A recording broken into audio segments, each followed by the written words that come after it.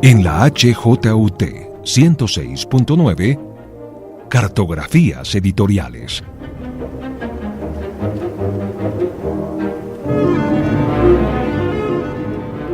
Presenta y dirige María Elvira Jaramillo.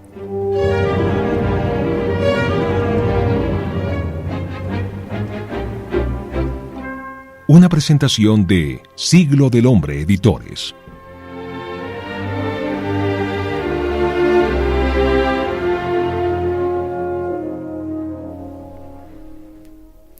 Bienvenidos a Cartografías Editoriales, Caminando con Siglo del Hombre. Antes de empezar este nuevo viaje por el mundo editorial, tengo que confesar que estoy muy emocionada, pues hoy tenemos una gran novedad en nuestro programa. Hoy tenemos como invitado a un autor, y qué mejor que empezar con un autor de Siglo del Hombre Editores. Nuestro guía de hoy se llama Daniel Bonilla Maldonado. Él es profesor asociado de la Facultad de Derecho de la Universidad de los Andes. Daniel obtuvo su maestría y doctorado en Derecho de la Universidad de Yale y su título de abogado de la Universidad de los Andes. Daniel es director hace un poco más de 10 años de nuestra colección Nuevo Pensamiento Jurídico, que es un espacio de encuentro entre la teoría del derecho que se produce en el norte y en el sur global. Vale la pena resaltar que es una colección en coedición con la Universidad de los Andes. Qué alegría tener hoy con nosotros a Daniel Bonilla, investigador, profesor, autor, pero sobre todo amigo de Siglo del Hombre. Hola, Daniel. Hola, María Elvira. Muchas gracias por la invitación. Un placer estar hoy contigo. Bueno, Daniel, todos los programas nosotros invitamos a un guía que nos lleva de viaje por el mundo editorial, por el mundo académico. Hoy te pregunto, ¿a dónde nos vas a llevar hoy? ¿Cuál es ese gran proyecto que tú tienes para viajar? ¿Cuál es tu meta desde el mundo de la investigación? María Elvira, pues creo que quisiera dividir mi respuesta a tu pregunta en dos. La primera parte tiene que ver con la idea de que la academia jurídica es un proyecto de vida. Y así entiendo mi trabajo en la universidad, mi trabajo como docente y mi trabajo como investigador.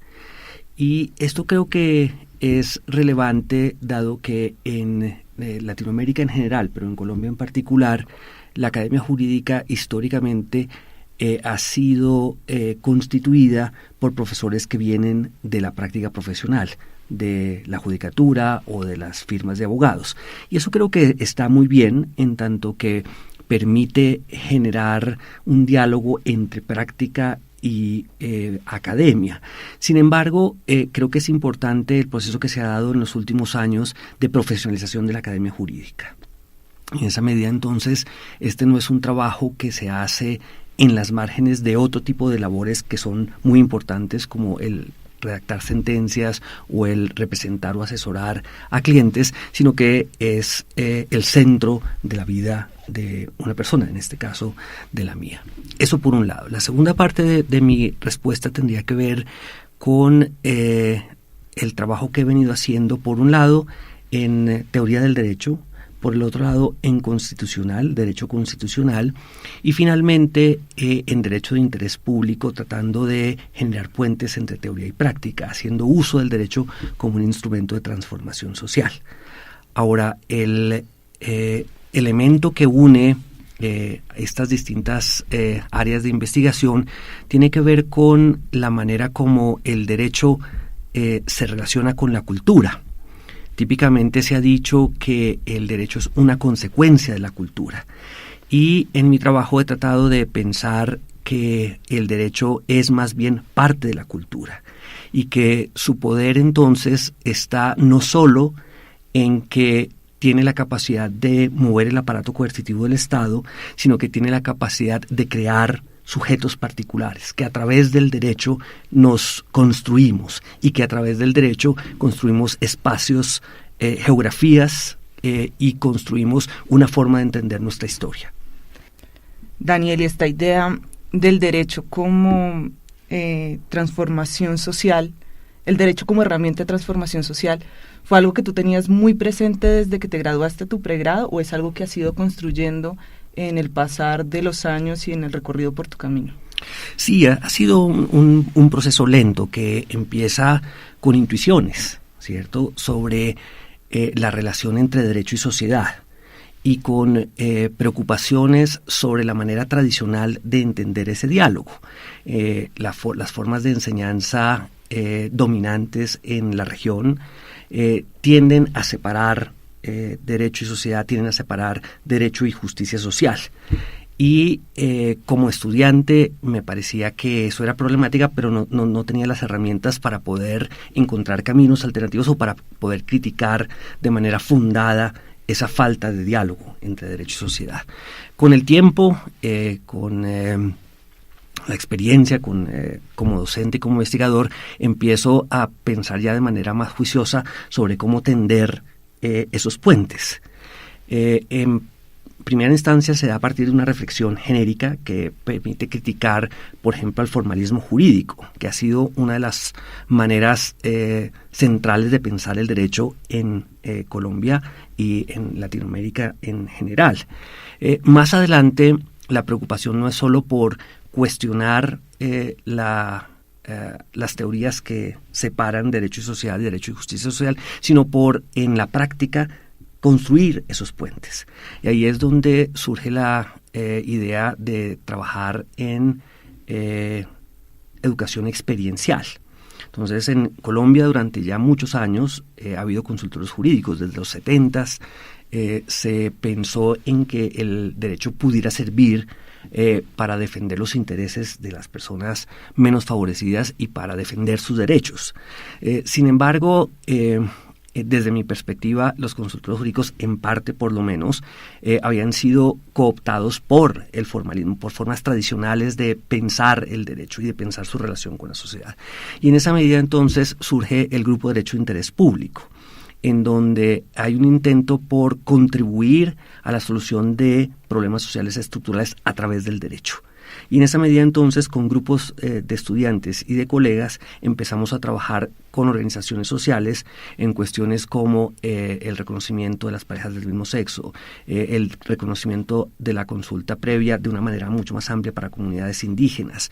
Pues esto, digamos, generó también una serie de reflexiones teóricas, pero pensadas inductivamente, que llevan a conectar este punto con uno que tú habías mencionado antes, María Elvira, y es la relación entre derecho y cultura, ¿cierto? Y cómo en Latinoamérica en general y en Colombia en particular hemos estado en las márgenes de la producción de conocimiento jurídico. Y eso se ha pensado que es consecuencia de que nuestra cultura es una cultura no suficientemente sólida para crear un derecho que sea un producto original que pueda llevar efectivamente a la paz y la prosperidad.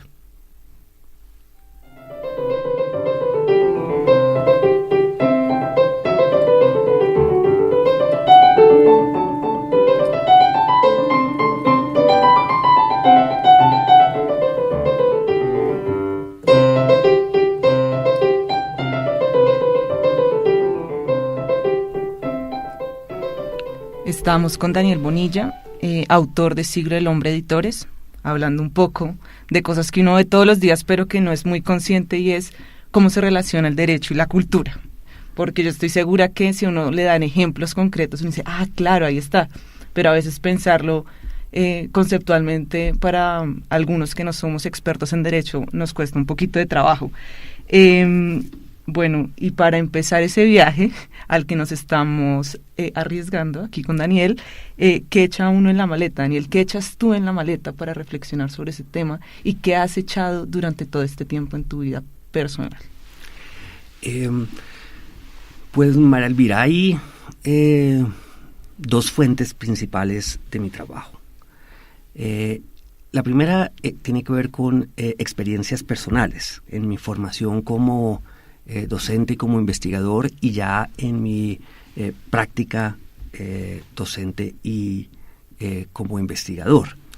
El primer paso se da cuando empiezo a trabajar en la universidad como profesor recién graduado de Derecho, y trabajo específicamente en el área de teoría jurídica.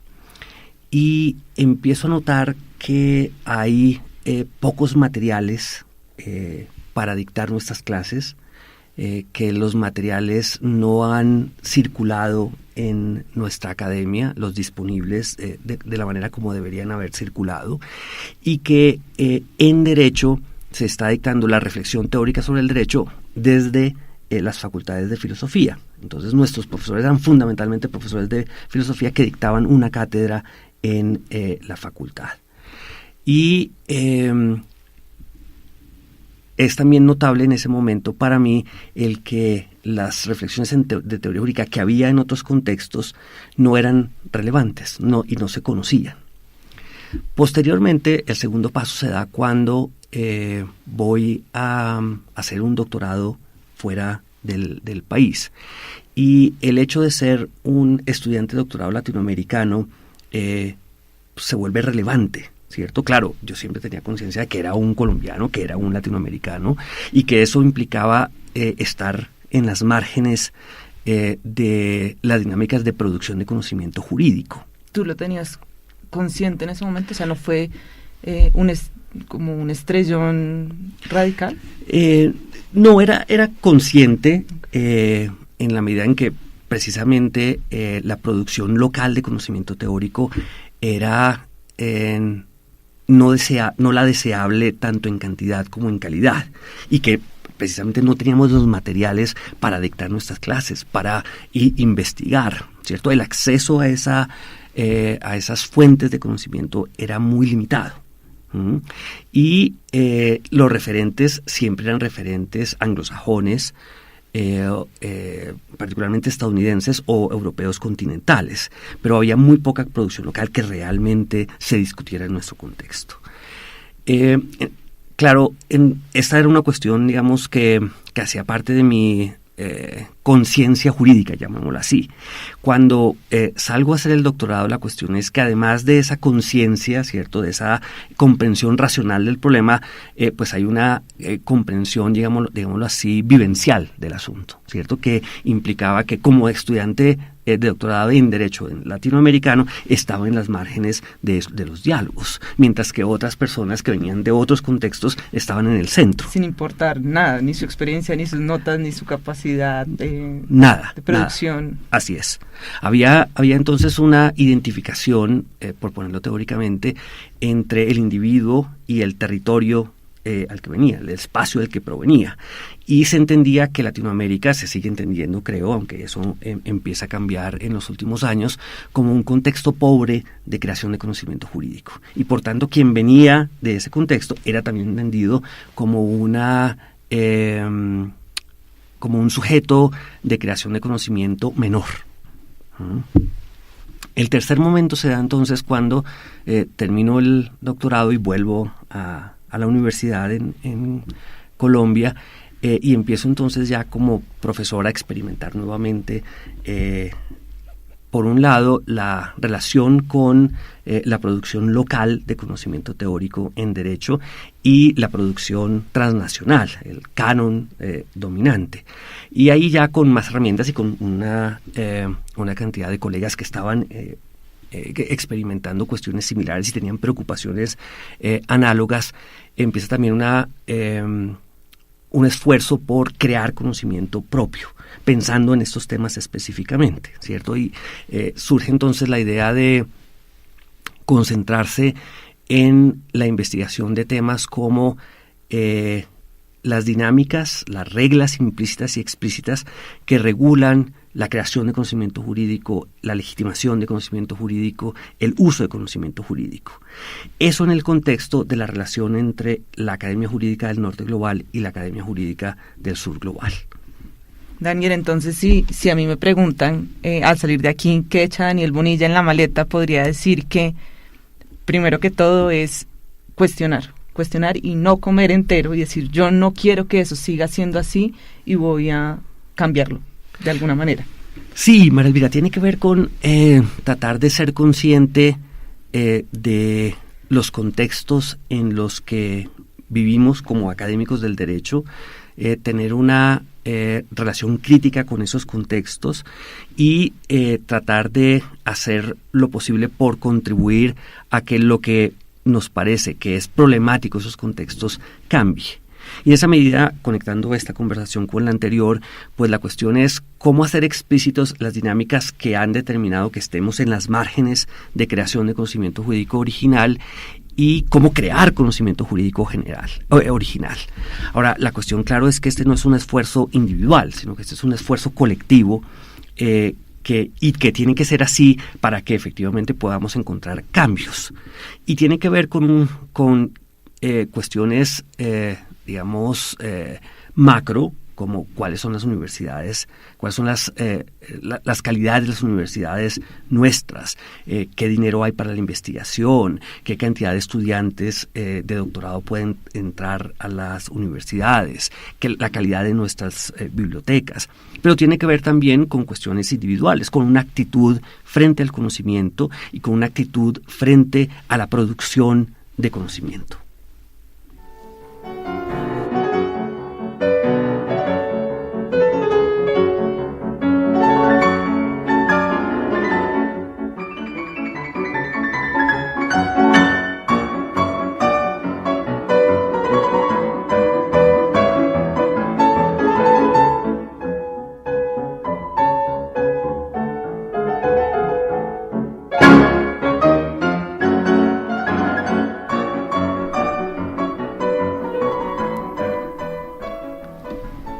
Estamos con Daniel Bonilla, autor de Siglo del Hombre Editores. Empezamos este viaje y quisiera saber cuáles van a ser las paradas, porque estoy segura que van a tener que ver con publicaciones tuyas. María Elvira, sí, pues por un lado entonces la preocupación por estos temas se concreta en primera instancia en un libro que recoge una discusión que se da en el contexto de las clínicas jurídicas, ¿cierto? Y particularmente en la relación entre las clínicas jurídicas del norte global y las del sur global. Y es interesante en este contexto tener en cuenta que quienes trabajan en esas áreas típicamente son personas que intentan estar conscientes de las relaciones de poder entre las academias jurídicas del norte y del sur global, pero también entre el derecho y las personas a las que supuestamente debería servir.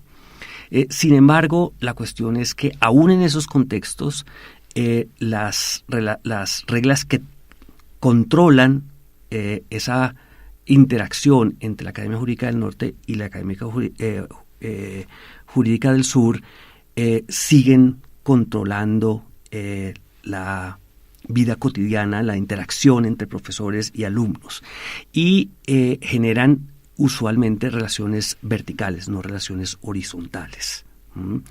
Y en esa medida entonces ahí hay un diálogo en ese primer libro que es Geopolítica del Conocimiento Jurídico, un diálogo entre profesores del sur y del norte. Hay profesores surafricanos, hay profesores colombianos, hay profesores estadounidenses, hay profesores de Europa continental, tratando de pensar sobre estos temas y hacer una reflexión crítica sobre el asunto.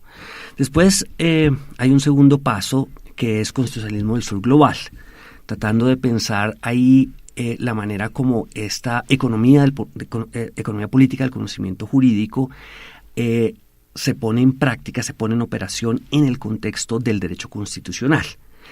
Y ahí entonces hay dos intentos, dos objetivos. El primero es reflexionar sobre las reglas precisas que en el derecho constitucional regulan esas interacciones.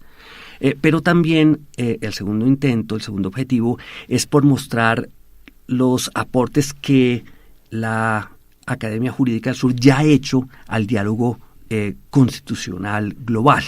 Y en esa medida entonces hay artículos de profesores indios, profesores surafricanos y profesores colombianos sobre temas que son particularmente importantes para nosotros, que son diversidad cultural, acceso a la justicia y derechos económicos, sociales y culturales.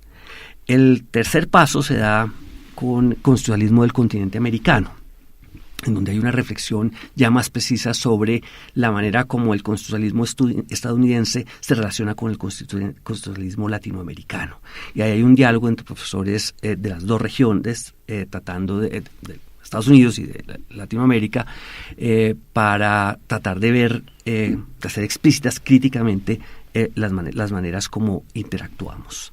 Y finalmente aparece Los mandarines del derecho, que es un libro en donde se trata de reflexionar sobre acceso a la justicia y trabajo jurídico pro bono, cómo los abogados intentan contribuir a la materialización de ese derecho fundamental, pero pensando específicamente en la manera como el pro bono en Latinoamérica ha sido un trasplante jurídico y por tanto nuevamente aparecen esas relaciones entre el derecho en el sur global y el derecho en el norte global. Y Nuevo Pensamiento Jurídico, donde aparece acá la colección, donde la metes en este... ¿Es transversal? Sí, yo creo que sí, María Elvira. Es un proyecto colectivo que empieza a partir de un diálogo entre Siglo y Uniandes, en donde ha habido muchas personas involucradas. La Javeriana también está en la el Javeriana momento, ¿no? También, y hemos tenido en varias ocasiones coeditores invitados, llamémoslo así, que participan en uno o dos libros, como la Universidad de Palermo, la Universidad Nacional Autónoma de México, la Universidad de AFIT, ¿cierto? Y el proyecto nace como un intento por abrir un espacio para el trabajo teórico que se está haciendo en otras latitudes y que no se conoce en Latinoamérica. ¿Sí? Por tratar de abrir un espacio para que circulen materiales, para que pensemos de una manera distinta el derecho. Y ese objetivo fue, digamos, nuestra guía por muchos años. Sin embargo, hace ya también algunos hubo un cambio en la manera como enfocábamos la colección, que tenía que ver con los cambios que se han dado en la Academia Jurídica Latinoamericana y particularmente en la colombiana, en donde ya no entendíamos entonces que estos textos iban únicamente a difundir materiales que eran útiles para la docencia y la investigación en Latinoamérica, que habían sido producidos en otras partes del mundo, sino que era un espacio para el diálogo entre la producción local y la producción transnacional, y que era un espacio también para promover los productos originales de mucha calidad que ya se estaban produciendo en nuestros países.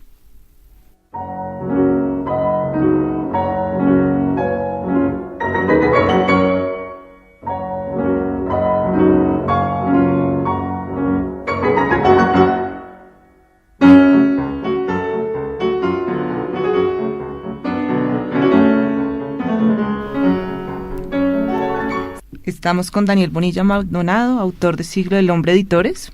Ya casi se nos acaba nuestro programa, Daniel, pero hay ciertas cosas que no quiero que se nos pasen. Y cuando tú haces esa enumeración de publicaciones, pues vale la pena decir con mucho orgullo que todas tienen el sello de Siglo del Hombre Editores. Daniel, ¿cómo empezó nuestra relación? ¿Cómo empezó la relación Daniel Bonilla, Siglo del Hombre Editores?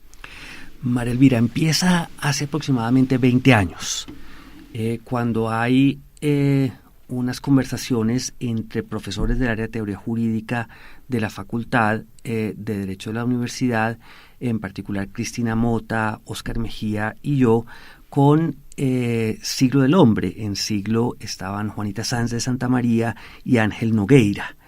Y la idea fue tratar de crear un espacio para, por un lado, circular textos teóricos que habían sido producidos en Estados Unidos y en Europa que fueran de utilidad para Latinoamérica, pero al mismo tiempo que esos textos fueran acompañados con producción local, que por un lado pusieran en relación esos textos traducidos con nuestras necesidades jurídicas y que al mismo tiempo creara espacios para la producción local, para la producción de conocimiento jurídico propio.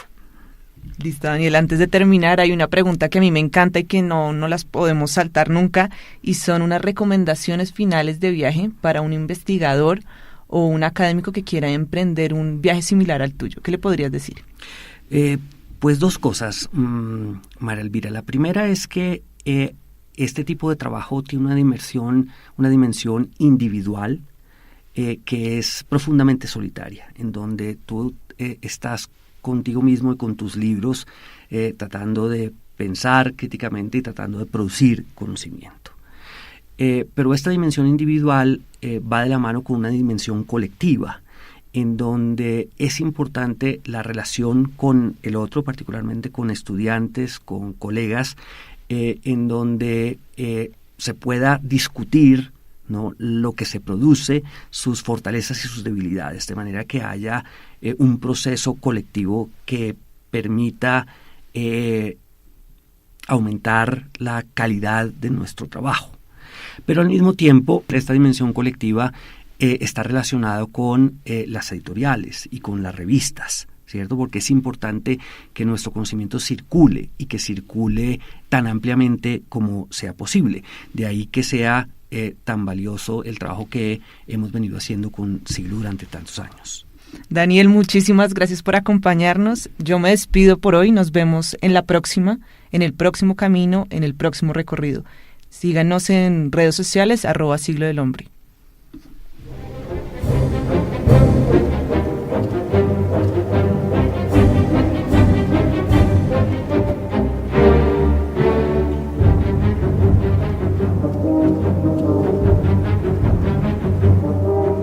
En la HJUT 106.9, Cartografías Editoriales.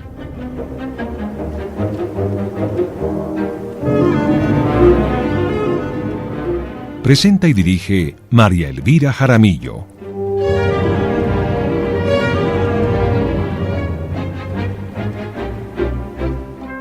Una presentación de Siglo del Hombre Editores.